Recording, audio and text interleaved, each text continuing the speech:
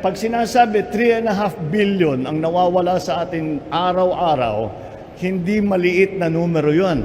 Dahil hindi lamang dito sa Metro Manila, kung hindi sa lahat ng mga karatig na probinsya, ay nararamdaman din nila yung problema na yan. But that is the problem of Metro Manila. You have a population of 14 million during the night. It increases to 17 million, 18 million during the day. Kaya talagang napakalaki. We have to take care, we have to attend to not only the locals, hindi lamang yung mga tiga rito, hindi lamang yung mga tiga Metro Manila, kundi yung mga commuter na nanggagaling sa iba't ibang lugar na pumapasok sa Metro Manila upang magtrabaho. So that is the problem that we are facing. And kagaya ng aking, marami po tayong napag-usapan ng mga iba't ibang estratehiya upang pagandahin ang sitwasyon. At kagaya ng aking nabanggit kanina, sa aking pananaw, sa aming pananaw, ay talaga naman na ang solusyon dyan ay pagandahin natin ang ating public transport system. Dahil kung wala tayong gagawin, dadagdag ang sasakyan sa Maynila. Habang may kaya na ang ating mga workers, ay bibili ng sasakyan yan. At dadami yan. At kahit gaano karaming kalsada ang ilalagay natin, kahit karaming flyover, kahit gaano karaming bypass road ang gawin natin, hindi makakahabol yan. Kaya talagang kailangan tignan natin ang public transport para ito nga ay maging very efficient, mabilis, hindi public transport, hindi pagka-tren, subway, hindi tinatamaan ng traffic, di makakauwi kayo sa magandang oras, darating kayo sa trabaho sa tamang oras. All of these issues come together when we talk about traffic. In fact, noong unang briefing na binigay sa akin tungkol dito, nagulat nga ako na pati yung basura kasama sa issue ng traffic. Dahil kung nga naman, kung tayo yung dumadaan, ay nakikita natin kung saan na lang tinatambak ang basura. Ngunit, huwag natin sisisihin lamang yung mga nagtatambak ng basura. Kung wala silang ibang paglalagyan ng basura, wala tayong ibinigay sa kanilang basurahan, wala talaga silang gagawin, kundi magtambak o basta itatapon nila kung saan-saan. Kaya it has to be a very close cooperation between national government, the different agencies, the enforcement agencies, the local governments. Local governments is the most important.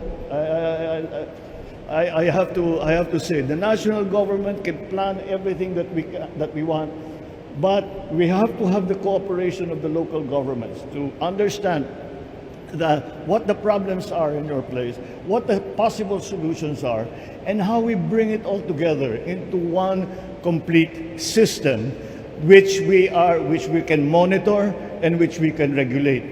Dahil ang traffic, hindi ganun kasimple. Sasabihin, dito maraming traffic, maglagay tayo ng kalsada dyan. Pagka alas 6 hanggang alas 8, matraffic yan. Pero iba, pagka alas 4 hanggang alas 7, matraffic yan. Pero sa ibang oras ng araw, hindi naman matraffic. Kaya nagbabago rin. Kaya kailangan na monitor ng mabuti.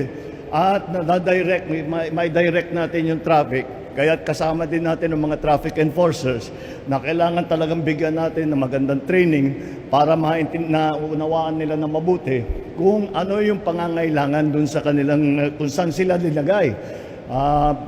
Dahil paiba-iba nga sa bawat araw. Pag Sabado, iba na naman. Pag Linggo, iba na naman. Pag holiday, kagaya ngayon, iba na naman. Kaya kailangan natin maunawaan ito. At kapag may ginagawa sa isang lugar, alam dapat sa ibang lugar. Para sasabihin, dadami yung manggagaling ng Caloocan. Sabihin natin, sige, maganda tayo. Marami pumapasok galing Cavite. Ayan, gawa natin ang paraan. So all of this has to come together. And it affects the lives of all our people. Kasama na rin dyan yung ating health and safety. Dahil kapag talagang naiipit ang mga sasakyan ng ora-orada sa kalsada, dumadagdag naman ng pollution dito sa Maynila. Kaya kailangan talaga nating isipin na may pagkakomplikado itong sitwasyon na ito. Ngayon, kagaya ng sabi ko, we have to do long-term projects. Dahil kung pag sasabihin natin, dito lang may gagawin tayo dito terminal, may lalagay tayo ditong kalsada, pero hindi maaaring ganun. We cannot solve this problem on a piecemeal basis. We have to solve it again as a system. Anong kung paulit-ulit kong sinasabi, ngunit talagang kailangan pati nga basurahan kasama dito sa sistemang pinag-uusapan natin. Ang training ng ating mga traffic enforcers, kailangan pag-usapan natin. Ang right of way na laging problema ng public work, kailangan ng tulong ng LGU. Kaya talaga, we all have to work together to be more conscious of the problem of traffic.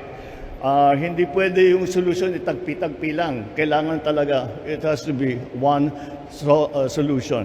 The other thing, isa pang bagay na napaka-importante tungkol sa trapiko, ang isa pang bagay na napaka-importante sa trapiko ay kailangan nating isipin hindi yung ngayon ang sitwasyon ng 2024. Kailangan nating isipin anong mangyayari in 5 years, anong mangyayari in 10 years.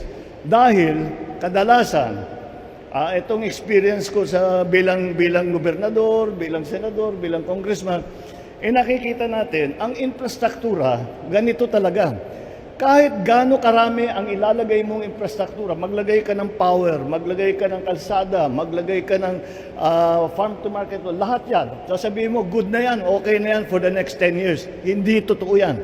3 taon pa lang yan, puno na yan. I'm sure the LGU, the mayors will agree with me. Kahit anong ilagay mo, mapupuno yan.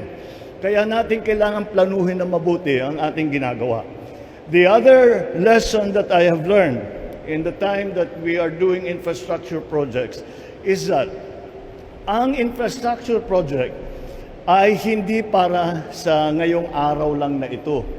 You are going to live with those infrastructure projects for 80 years on average.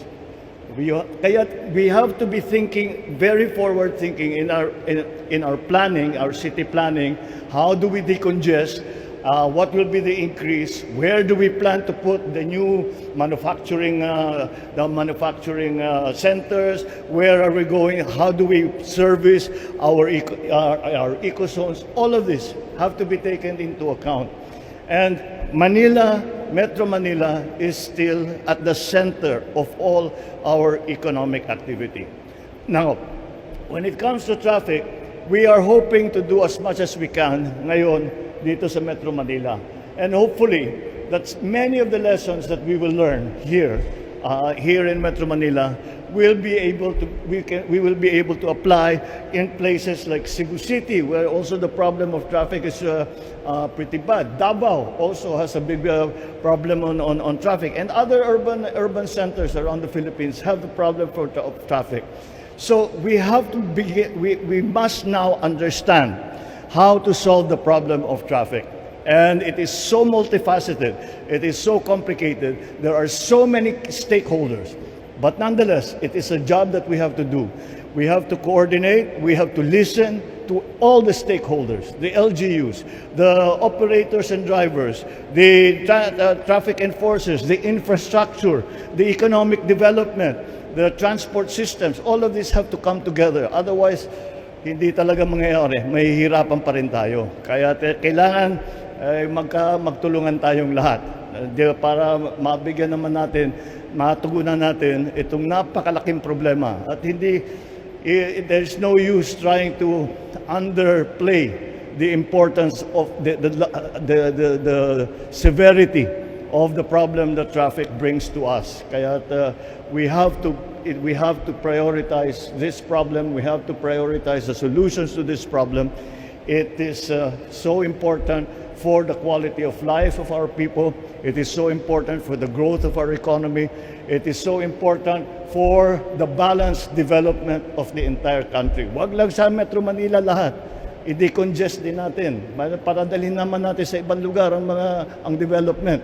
At hindi naman mangyayari yun hanggat may infrastruktura tayong dinadala. So, it will take all of us here, all of you who represent different organizations, it will take all of us working well together to be able to mitigate. We will never solve the problem of traffic because we are growing. But we can mitigate the effects of traffic, lower the cost of travel, make it more efficient, make it more quick, para naman ang ating mga manggagawa ay hindi ganong nahihirapan. Kaya inaasahan po namin ang inyong tulong, inaasahan namin ang inyong kooperasyon at ang pag-coordinate sa national government upang malutas natin itong napakalaking problema na ito.